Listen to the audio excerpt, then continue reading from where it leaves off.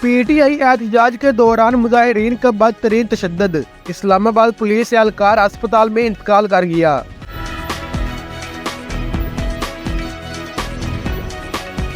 گزشتہ روز ہونے والے پاکستان تحریک انصاف کے احتجاج کے دوران مظاہرین کے تشدد سے زخمی ہونے والے اسلام آباد پولیس کے اہلکار حمید شاہ ہسپتال میں دوران علاج دم توڑ گیا۔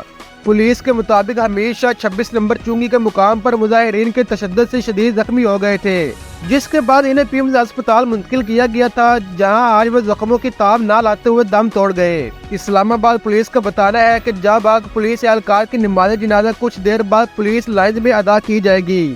پولیس کے مطابق شہید عبدالحمید شاہ اسلام آباد پولیس میں 1988 میں بھرتی ہوئے اور وہ ایبٹ آباد کے رہائشی تھے۔ عبدالحمید شاہ نے 3 ماہ بعد پولیس سے سروس مکمل کر کے ریٹائر ہونا تھا۔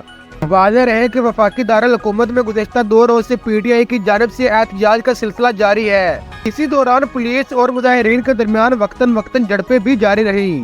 گزشتہ رات میڈیا سے گفتگو کرتے ہوئے وزیر داخلہ محسن نقوی نے بتایا تھا کہ مظاہروں میں اسلام آباد پولیس کے 31 اہلکار، پنجاب پولیس کے 75 اہلکار زخمی ہیں، جبکہ ایک پولیس اہلکار کی حالت تشویشناک ہے۔